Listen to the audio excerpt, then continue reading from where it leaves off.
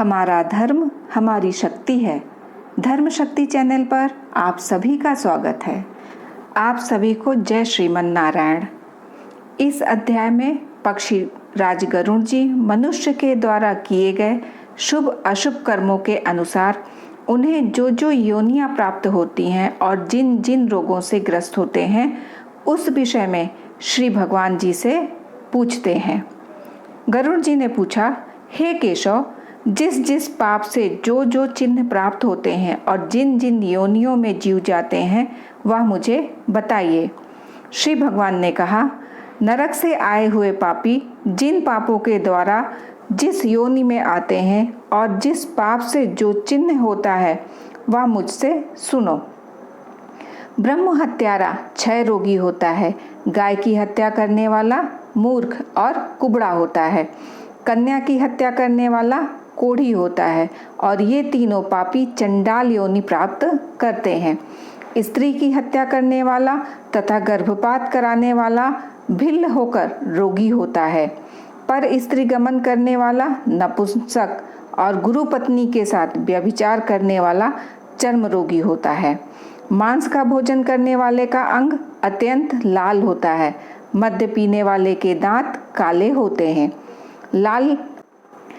लालच बस अभक्ष्य भक्षण करने वाले ब्राह्मण को महोदर रोग होता है। जो दूसरे को दिए बिना मिष्ठान खाता है उसे गले में गंडमाला रोग होता है। श्राद्ध में अपवित्र अन्न देने वाला श्वेतकुंठी होता है। गर्व से गुरु का अपमान करने वाला मनुष्य मिर्गी का रोगी होता है। वेद शास्त्र की निंदा करने वाला निश्चित ही पांडु रोगी होता है। झूठी गवाही देने वाला गूंगा, पंक्ति भेद करने वाला काना, विवाह में विघ्न करने वाला व्यक्ति ओष्ठ रहित और पुस्तक चुराने वाला जन्माद्ध अर्थात जन्म से अंधा होता है। गाय और ब्राह्मण को पैर से मारने वाला लूला लंगड़ा होता है। झूठ बोलने वाला हकला कर बोलता है तथा झूठी बात सुनने वाला बहरा होता है। विष देने वाला मूर्ख और पागल तथा आग लगाने वाला खल्लवाट गंजा होता है। मांस बेचने वाला अभागा और दूसरे का मांस खाने वाला रोगी होता है। रत्नों का अपहरण करने वाला हीन जाति में उत्पन्न होता है। सोना चुराने वाला नख रोगी और अन्य धातुओं को चुराने वाला निर्धन होता है।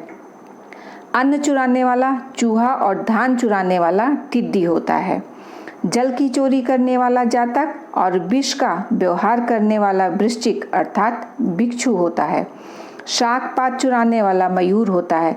शुभ गंध वाली वस्तुओं को चुराने वाला छुछुंदरी होता है। मधु चुराने वाला डांस, मांस चुराने वाला गीध और नमक चुराने वाला चींटी होता है। तांबुल, फल और पुष्प आदि की चोरी करने वाला वन में बंदर होता है। जूता, घास तथा कपास को चुराने वाला भेड़ योनि में उत्पन्न होता है। जो रौद्र कर्मों अर्थात क्रूर कर्मों से आजीविका चलाने वाला है, मार्ग में यात्रियों को लूटता है और जो आखेट का व्यसन रखने वाला वह कसाई के घर का बकरा होता है। विष पीकर मरने वाला पर्वत पर काला नाग होता है। जिसका स्वभाव अमर्यादित है वह निर्जन वन में हाथी होता है। बलि वैश्य देव न करने वाले तथा सब कुछ खा लेने वाले द्विज अर्थात ब्राह्मण, क्षत्रिय, वैश्य और बिना परीक्षण किए भोजन कर लेने वाले व्यक्ति निर्जन वन में व्याघ्र होते हैं। जो ब्राह्मण गायत्री का स्मरण नहीं करता और जो संध्योपासना नहीं करता, जिसका अंतः स्वरूप दूषित तथा बाह्य स्वरूप साधु की तरह प्रतीत होता है, वह ब्राह्मण बगुला होता है। जिनको यज्ञ नहीं करना चाहिए उनके यहाँ यज्ञ कराने वाला ब्राह्मण गांव का सुअर होता है। क्षमता से अधिक यज्ञ कराने वाला गर्दर्भ तथा बिना आमंत्रण के भोजन करने वाला कौवा होता है। जो सत्पात्र शिष्य को विद्या नहीं प्रदान करता वह ब्राह्मण बैल होता है। गुरु की सेवा न करने वाला शिष्य बैल और गधा होता है। गुरु के प्रति अपमान के तात्पर्य से हूँ या तुम शब्दों का उच्चारण करने वाला और वाद विवादों में ब्राह्मण को पराजित करने वाला जल विहीन आरण्य में ब्रह्म राक्षस होता है। प्रतिज्ञा करके द्विज को दान न देने वाला सियार होता है। सत्पुरुषों का अनादर करने वाला व्यक्ति अग्निमुख सियार होता है। मित्र से द्रोह करने वाला पर्वत का गीध होता है और क्रय में धोखा देने वाला उल्लू होता है। वर्णाश्रम की निंदा करने वाला वन में कपोत होता है। आशा को तोड़ने वाला और स्नेह को नष्ट करने वाला द्वेषवश स्त्री का परित्याग करने वाला बहुत काल तक चकोर होता है। माता पिता गुरु से द्वेष करने वाला तथा बहन और भाई से शत्रुता करने वाला हजारों जन्मों तक गर्भ में या योनि में नष्ट होता रहता है।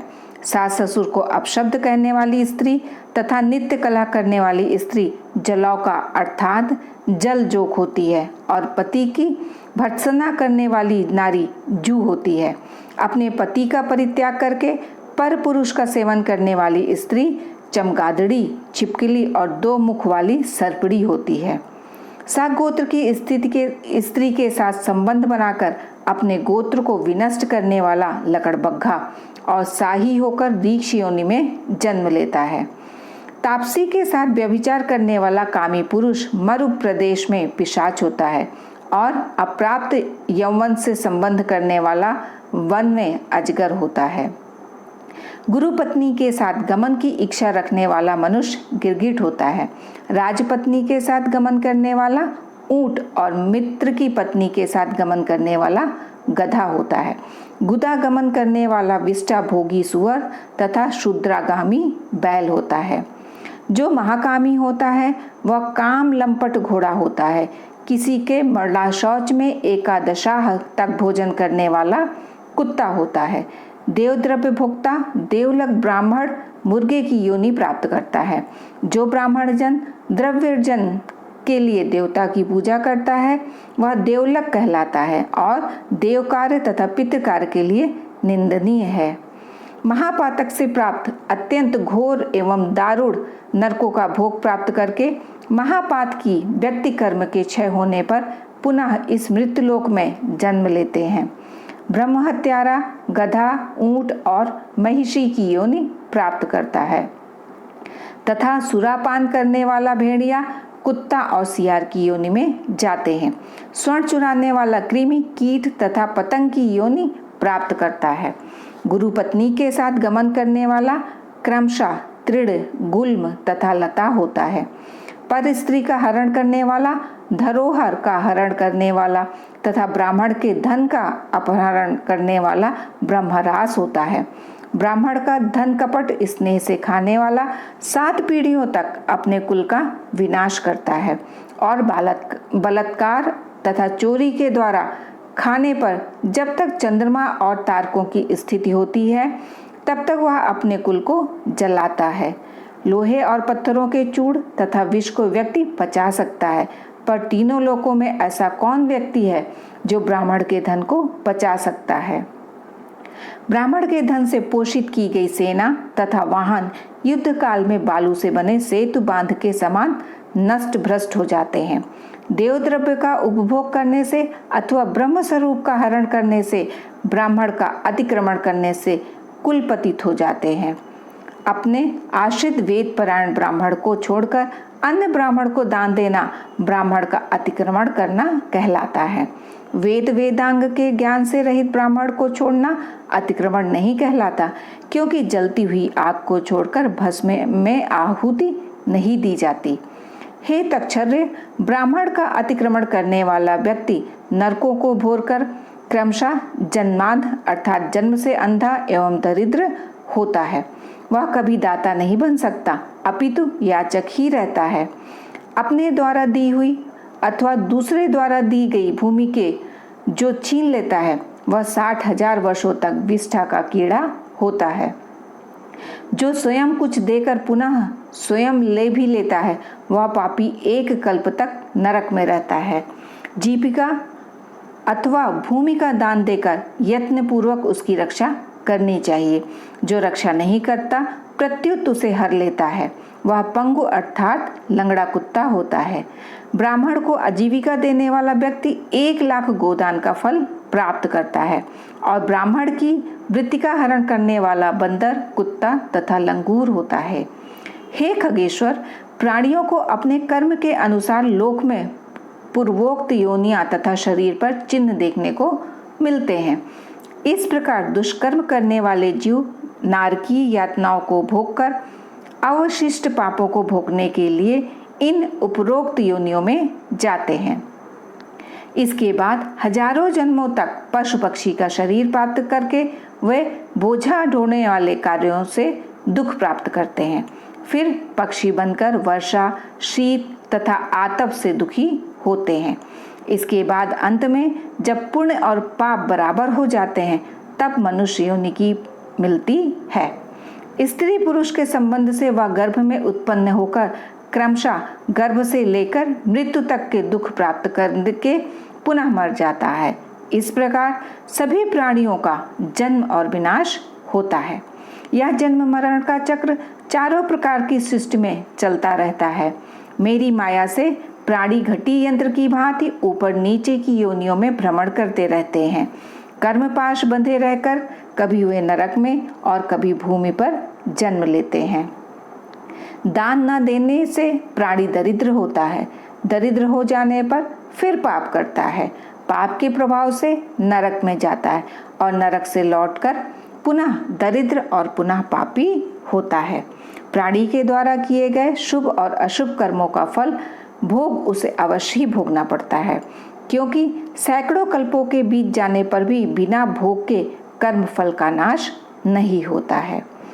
इस प्रकार गरुड़ पुराण के अंतर्गत सारोद्वार में पाप चिन्ह निरूपण नामक 5वां अध्याय पूर्ण हुआ। इस प्रकार श्री भगवान ने 14 अध्याय में नरक में डालने वालों कर्मों का वर्णन किया है। आशा करती हूँ कि ये वीडियो आपको पसंद आई होगी। यदि आपके लिए ये वीडियो उपयोगी है तो लाइक और कमेंट अवश्य करें। जो लोग चैनल पर नए हैं वो चैनल को सब्सक्राइब करके बेल आइकन प्रेस कर लें, जिससे आपको आगे आने वाले वीडियोस के नोटिफिकेशन समय पर मिल सके। आप और आपके परिवार पर राधा रानी की कृपा सदैव बनी रहे। राधे राधे दोस्तों।